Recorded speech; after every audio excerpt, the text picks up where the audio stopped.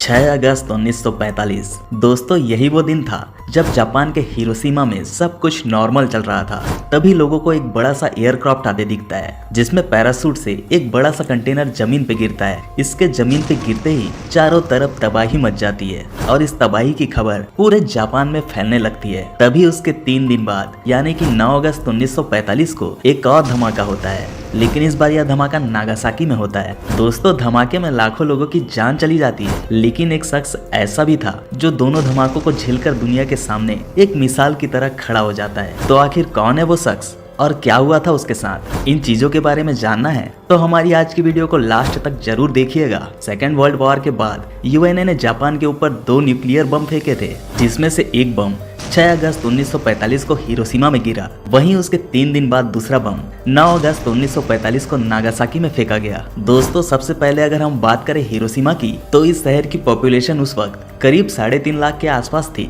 और जब यहाँ पर बम फेंका गया था तो लगभग 70 से 80 हजार लोग उसी वक्त मारे गए। लेकिन ये सिलसिला यहीं पर खत्म नहीं हुआ, क्योंकि इससे भी कई ज्यादा लोग बाद में बम के रेडिएशन की वजह से अपनी जान से हाथ धो बैठे। ऐसे में कई सारे रिकॉर्ड से यह पता चलता है कि इस बम के एक्सप्लोजन के करीब 1 महीने बाद इससे मरने वालों की संख्या 1.5 लाख तक पहुंच गई थी। वहीं इस हादसे के 5 साल के बाद मरने वाले लोगों की संख्या 2 लाख पार कर गई। दोस्तों ये सारे रिकॉर्ड केवल हिरोशिमा के हैं, क्योंकि अगर हम बात करें नागासाकी की तो उस समय वहां की पॉपुलेशन करीब 2,60,000 थी। लेकिन बदकिस्मती से नागासाकी में हुआ धमाका हिरोशिमा से ज्यादा खतरनाक था, जिस वजह से कई सारे फैक्ट्री वर्कर्स और स्टूडेंट तो तुरंत ही मारे गए, जिनकी संख्या 40 से 75 हजार के बीच में थी। पर ये वो आंकड़े हैं जो ऑफिशियल तौर पर लोगों के सामने रखे गए थे, क्योंकि एग्जैक्ट नंबर इससे कई ज्यादा बड़ा है। दोस्तों केवल उस समय ही नहीं बल्कि अभी तक इस न्यूक्लियर बम का रेडिएशन लोगों की जान ले रहा है। और अगर हम बात करें उस शख्स की जिसने इन दोनों न्यूक्लियर हादसों को झेला और जिंदा बच गया,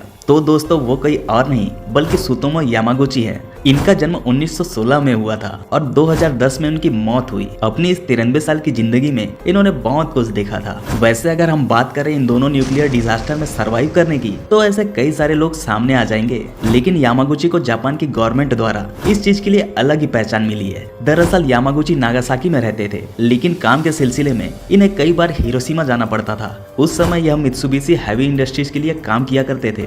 दोस्तों यामागुची अपने एक इंटरव्यू में बताते हैं कि वह हिरोशिमा से नागासाकी के लिए निकले ही थे, तभी रास्ते में उन्हें एक एयरक्राफ्ट आसमान में उड़ता हुआ दिखाई दिया, जिसे देखकर वो तुरंत समझ गए कि यह एक अमेरिकन एयरक्राफ्ट है, क्योंकि वो तकरीबन 30,000 फीट की ऊंचाई में उड़ रहा था। ऐसे में उस वक्त इतनी ऊंचाई पर जापानीज जहाज नहीं जा सकते थे। देखते ही देखते कुछ ही पलों में एक बड़ा सा कंटेनर पैराशूट के जरिए जमीन पर फेंका गया। किसे पता था कि यह कंटेनर पूरे जापान की जियोग्राफी बदल देगा।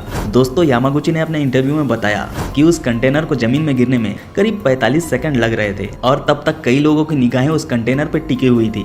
जैसे ही वह कंटेनर जमीन पे गिरता है, वैसे ही एक आग के गोले में बदल जाता है, जिसकी तेज चमक ने लोगों को मानो कुछ समय के लिए अंधा कर दिया था। इस हादसे के बाद यामागुची थोड़ी देर के लिए बेहोश हो गए और जब उनकी आंखें खुली तो आसमान के चारों तरफ घना अंधेरा छाया हुआ था, क्योंकि न्यूक्लियर बम से निकलने वाले धुएं की वजह से सूरज की रोशनी पूरी तरीके से ढक चुकी थी। दोस्तों 6 अगस्त की रात यामागुची के लिए बेहद ही काली रात थी, क्योंकि इतने बड़े हादसे को देखने के बाद उस रात वो सो नहीं पाए और अगले दिन सुबह 7 अगस्त को वो अपने शहर नागासाकी के लिए निकल गए। जब वह नागासाकी जा रहे थे तो उन्होंने देखा कि कई सारे लोग न्यूक्लियर बम की रेडिएशन की वजह से बुरी तरह जल रहे हैं और कितने लोगों की लाशें तो यूं ही लावारिस पड़ी हुई थी। दोस्तों यहाँ तक कि यामागुची के सामने एक पल ऐसा भी आया जब पुल टूटने की वजह से इन्हें लाशों के ऊपर बैठकर तैरते हुए जाना पड़ा था। अब आप खुद ही सोच लीजिए कि इनके लिए यह मंजर कितना भयानक रहा होगा। जैसे तैसे करके यामागुची नागासाकी पहुंचते हैं, जहां इन्होंने 8 अगस्त को अपने जले हुए शरीर का इलाज करवाया। इनका चेहरा न्यूक्लियर बम की वजह से इतना ज्यादा जला हुआ था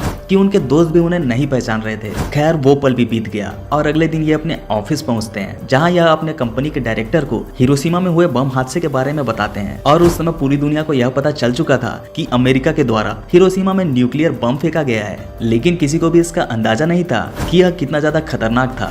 जब यामागुची अपने बॉस को सारी चीजें बता रहे थे, उनके बॉस को यकीन ही नहीं हुआ कि क्या एक बम भी इतनी तबाही मचा सकता है। पर तभी अचानक नागासाकी में भी एक और आग का गोला नजर आया। यह धमाका इतना भयानक था कि यामागुची के ऑफिस की शीशे टूटने लगी थी। दोस्तों यामागुची ने जब इस हादसे के बारे में इंटरव्यू दिया था तो उन्होंने बताया कि उन्हें नागासाकी में हुए हादसे को देखकर ऐसा लगा कि यह एक मशरूम क्लाउड है जो उनका पीछा कर रहा है। लेकिन जब यह हादसा तबाही के रूप में लगने लगा तो उन्हें समझ आ गया कि इन्हें एक नहीं बल्कि 2 बम धमाकों का सामना करना है और यह दूसरा धमाका तो उससे भी ज्यादा भयानक है।